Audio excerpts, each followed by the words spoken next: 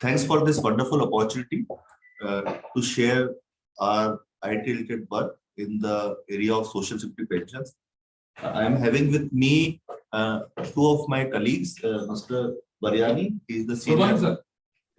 Yes, he is the senior director in the NIC, and Mr. Tapesh. He is a senior officer of the DOIT department. Without their help, it would have been very difficult or rather impossible to do this project. So let's start.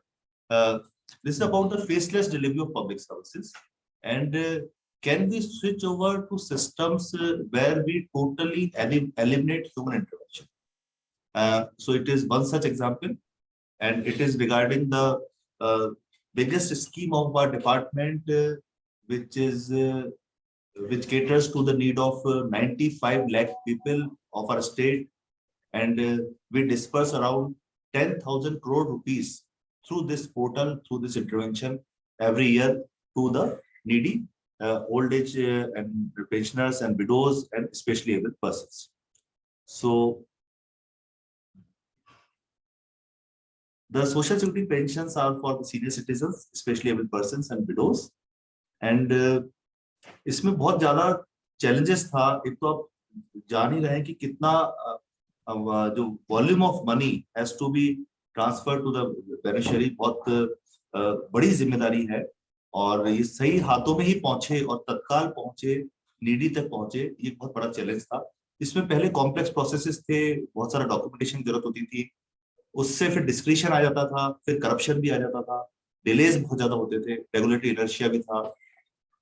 तो उसको दूर करने के लिए हमने नया system introduce किया राजस्थान में, और उसका एम ये था कि हम एक तो इसकी एक्सेसिबिलिटी उसको बढ़ाएं, जिससे बेसिकली जो सर्विस है वो इजी टू अवेल हो जाए, ट्रांसपेरेंसी आ जाए, सर्विस डिलीवरी प्रॉम्प्ट हो. इसमें आप पाएंगे कि विद इन 10 सेकंड वो पेंशन है वो अप्रूव हो जाती है. एक बड़ा पैराडाइम शिफ्ट जो इसमें है वो है physical and document based verification था, उसको हमने हटा दिया. We have switched over to meta data based online verification followed by auto approval without human intervention. अब ये सारा काम है इसमें कंप्यूटर से ही होता है और इसमें कहीं ह्यूमन इंटरवेंशन की आवश्यकता ही नहीं है. मैं आपको विदित ही होगा, जो डिजिटल एक्सेसिबिलिटी सॉल्यूशंस होते हैं उसका पर्पस ये होता है कि जो भी रिकॉर्ड्स हैं अपने वो सब उनको डिजिटाइज किया जाए, उसके माध्यम से हम आइडेंटिटीज को या एस्टेब्लिश कर सकें, पर्सन को आइडेंटिफाई कर पाए, उनकी एलिजिबिलिटी चेक हम कर सकें, कोई अगर कोई डिलीवरी गैप से कोई कमी है उनको दूर कर सकें और डीबीटी उससे हो पाए. ये डिजिटल इंडिया का भी एक पार्ट है. उसमें जैसे एक ई गवर्नेंस है. ई गवर्नेंस ये कहता है कि government has to be reformed through use of technology, और ई क्रांति है which talks of electronic delivery of services. Rajasthan में मैंने जैसे आपको बताया बहुत ही फेवरेबल और बहुत कंड्यूसिव आईटी एनवायरनमेंट था. एक तो जो हमारी सोशल रजिस्ट्री है जना था उसके कारण से, दूसरा हमारे यहाँ केंद्र बहुत ज्यादा है. कुछ हमने पॉलिसीज ऐसी बनाई है कि आईटी फ्रेंडली पॉलिसीज है, जिससे कि स्कीम का लाभ हम बहुत आसानी से नीचे पहुंचा सके. इसके ऑब्जेक्टिव्स ये थे कि एक तो एप्लीकेंट है उसको कम से कम आना पड़े, एक बार में आने में काम हो जाए, चक्कर नहीं लगाने पड़े, ह्यूमन इंटरवेंशन खत्म हो जाए, ट्रांसपेरेंसी रहे, अकाउंटेबिलिटी रहे. एक बहुत इंपॉर्टेंट है to widen the reach of social safety net. ये जो हम ये इंटरवेंशन करने के बाद 12 लाख नए पेंशनर्स हमारे सिस्टम से जुड़ चुके हैं, जो बहुत बहुत बड़ी उपलब्धि है 1.5 साल के. फिर ये हमने सिस्टम को बेनिफिशियरी ओरिएंटेड बना दिया, हैसल फ्री हो गया, इफेक्टिव हो गया, क्विक हो गया, एरर फ्री हो गया. आगे इसमें हमने किया कैसे, मैं आपको बताता हूँ. जो जनाधार नंबर है उसके साथ आधार नंबर है, उसको हमने बहुत यूज किया. जैसे मैं एग्जांपल आपको लेता हूँ, जैसे 6 तरह की पेंशन स्कीम से. फर्स्ट आप एग्जांपल लिख ले इसमें, Indira Gandhi national old age pension scheme. अब कोई व्यक्ति आया, उसने बायोमेट्रिक थंब इंप्रेशन से अपनी आइडेंटिटी एस्टेब्लिश कर ली. फिर कंप्यूटर हमारा मेटा डेटा में सिर्फ ये चेक करता है जनाधार डेटा. जनाधार डेटा में आपको बताऊंगा ऑलरेडी वेरीफाइड और ट्रस्टवर्दी डेटाबेस है, और गवर्नमेंट ने पॉलिसी डिसीजन ले लिया है कि भाई जो भी जनाधार डेटाबेस है उसको हम it is presume to be true क्योंकि इट इज ऑलरेडी वेरीफाइड, और उसके आधार पे आप किसी भी स्कीम का बेनिफिट दे सकते हैं. ये पॉलिसी होने से अब कंप्यूटर से इतना ही चेक करता है कि एज 60 है क्या उसकी, वो बीपीएल है क्या. अगर वो है तो विद इन 5 सेकंड्स 10 सेकंड्स अगर क्राइटेरिया फुलफिल होता है उसकी पेंशन ऑटो अप्रूवल हो जाती है, और वो जो उसको पीडीएफ डॉक्यूमेंट भी जनरेट करता है, प्रिंट भी उसका ले सकता है, और जो नेक्स्ट मंथ है जो पेमेंट साइकिल उससे उसको पेंशन मिले जाती है. बहुत सिंपल सा प्रोसेस है. बट इसमें हमें 1 साल लगा इसको पूरा करने में। ये सभी 6 स्कीम्स पे ये हम लागू करते हैं। आप अगले प्रोसेस में आपको समझाऊं तो उससे बहुत आसानी से समझ में आएगा आपको। पहले 5 पॉइंट्स थे ह्यूमन इंटरवेंशन के, जिसमें करीब हमारा 13,000 से 15,000 मैन पावर लगता था। क्या होता था इसमें, पहले जैसे एप्लीकेशन फाइल करते थे तो हमने इसको कंप्यूटराइज तो कर दिया था, ऑनलाइन तो कर दिया था, पर उसमें भी फिजिकल और डॉक्यूमेंट बेस्ड वेरिफिकेशन होता था साथ। कैसे, उसने एप्लीकेशन फिल कर दी तो जो वेरिफिकेशन अथॉरिटी होती है वहां पे उसके कंप्यूटर को खोलता था, उसको डेटाबेस सारा दिखता था। वो पूरे एरिया के प्रिंट लेता था, भाई किस किस उसके क्षेत्र में जो तहसीलदार है या जो म्यूनिसिपल अथॉरिटीज है उन्होंने कौन कौन किसने अप्लाई किया, उसका प्रिंट लेता था, उसमें फोटो के साथ उसका प्रिंट भी आता था। फिर जो पटवारी है ग्राम सेवक है उसके घर जाता था, गाँव चेक करते हुए कहता भाई हाँ जी रामलाल यही है क्या, अच्छा भाई तुम्हारे एज का दिखाओ, तुम्हारा क्या आधार में 60 साल एज है क्या, तुम्हारे इनकम का सर्टिफिकेट दिखाओ और डॉक्यूमेंट दिखाओ। वो फिर अगर चाहता था तो रिकमेंड करता था एलिजिबल। अगर अगेन इसमें डिस्क्रिप्शन भी आ गया, देखिए, और करप्शन भी है, जहाँ डिस्क्रिप्शन आता है करप्शन आता है। फिर वो वेरीफाई करे, वेरिफिकेशन अथॉरिटी को भेजता था। तो जो तहसीलदार है या जो म्यूनिसिपैलिटी के जो ऑफिसर्स है वो उसको वेरीफाई करते थे, हाँ भाई ये फील्ड से वेरीफाई हो गया है, सही है। उसके बाद एसडीएम और बीडीओ थे, वो सैंक्शनिंग होते थे, वो उसको सैंक्शन करते थे या रिजेक्ट करते थे। ये इसमें तो इतने सारे सीनियर ऑफिसर्स गवर्नमेंट के लगते थे। उसके बाद भी प्रोसेस ऐसा था कि वो फिर बिल जनरेट होते हैं। बिल जनरेट होकर राजस्थान में 350 ट्रेजरीज, अलग अलग ट्रेजरीज और सब ट्रेजरीज है, वो उनका डेटा जाता था, वहां से फिर उनको पेमेंट का डिस्पर्सल। तो एक बहुत कॉम्प्लेक्स प्रोसेस था। अब हमने इसको पूरा रीडिजाइन कर दिया, auto approval without human intervention. Online apply करें, आपको बस एक जरूर होगा कि आपका आधार से बायोमेट्रिक करना पड़ेगा और आपका जनाधार नंबर आपको डालना है। अगर किसी के पास जनाधार पे नहीं है, वैसे 99% पॉपुलेशन है राजस्थान की, उनका जनाधार डेटाबेस है, मान लीजिए नहीं है तो आप जनाधार में अपना नाम जुड़वाओ, फिर आपको लाभ मिलेगा, ये कंडीशन आपकी।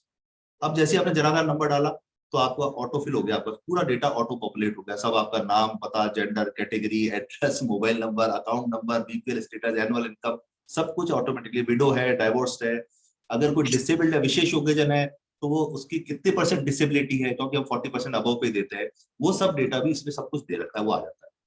बेस्ड ऑन एलिजिबिलिटी क्राइटेरिया, जैसे मैंने आपको एक सिंपल सा एग्जांपल बताया था, कंप्यूटर कहता है हाँ एज फुलफिल्ड, ये criteria fulfilled, disability criteria fulfilled, window है यस, कंप्यूटर खुद ही चेक करता है, कंप्यूटर अप्रूव करता है, 10 सेकंड में पीपीओ जनरेट कर लेता।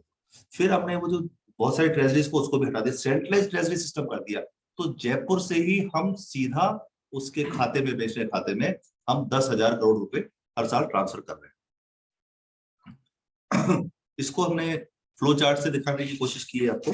जैसे पहला स्टेप है, एप्लीकेंट है खुद अपना ई-मित्र सेंटर पे जा सकता है या अपने कंप्यूटर से एसएसओ आईडी से अप्लाई कर सकता है, और उसको बायोमेट्रिक अपना देना पड़ेगा। जैसे पेंशन पोर्टल पर अप्लाई करता है, हमारा जो रिक्वेस्ट है डेटा कलेक्शन का, वहाँ जनाधार से उसको मैच करता है कि हाँ सही है, और अगर एलिजिबल है तो ऑटो अप्रूव होता है, हाथों पीपीओ जनरेट हो जाता है और उसको एसएमएस भी चल जाता है, और नेक्स्ट साइकिल में उसको डीबीटी हो जाता है, जो पेंशन साइकिल, जो मंथली पेंशन साइकिल हर महीने पेंशन जाती है, और जब डीबीटी होता है तब भी उसको एसएमएस चल जाता है। तो इतना सिंपल सा इसका सिस्टम है। और अब इस सिंपल सिस्टम के पीछे जो 1 साल की मेहनत है, ये मैं आपको बताना चाहता हूँ। इसमें जो जनाधार रेजिडेंट डेटा डिपॉजिटरी है, वो बहुत सारे पोर्टल से जुड़ा हुआ है, उस पर हम रिलाई कर रहे हैं, सोली उस पर हम ट्रस्ट कर रहे हैं, पूरा जो कंसेप्ट है इसी के ऊपर बेस्ड है। आधार से वो लिंक्ड है, तो Aadhaar at the time of application उसका जो उठाया वो जो उसके बायोमेट्रिक्स है वो पहचानते हैं। फिर ई मित्र पोर्टल से हमारा लिंक है, अगर वो अप्लाई करना है तो 85,000 हमारे सेंटर का अप्लाई पहचान पोर्टल है। मान लीजिए कोई लेडी है, कोई विडो हो गई, तो जैसे ही उसका हस्बैंड की डेथ हुई, हस्बैंड का डेथ सर्टिफिकेट बनाते हैं पहचान पोर्टल पे, जन आधार डेटाबेस में वो विडो के रूप में रिफ्लेक्ट हो जाती है, मतलब वो पेंशन के एलिजिबल हो जाती है। जैसे ही कोई व्यक्ति है अपना डिसेबिलिटी सर्टिफिकेट बनवाता है, इसमें आ जाता है, तो डिसेबिलिटी रिफ्लेक्ट हो जाती है। इसी प्रकार कोई बीपीएल का, जैसे NFS national food security act का भी इसमें जोड़ा हुआ है डेटाबेस, तो बीपीएल स्टेटस है, अगर स्टेट बीपीएल है तो वो सब इसमें आ जाता है। यही मैं आपको बता दूं, जैसे हम उसका पेंशनर जो पेंशन लेता है उसको हम एनुअली वेरीफाई भी करते हैं, भाई हाँ वो पेशेंट जो पेंशनर अलाइव है।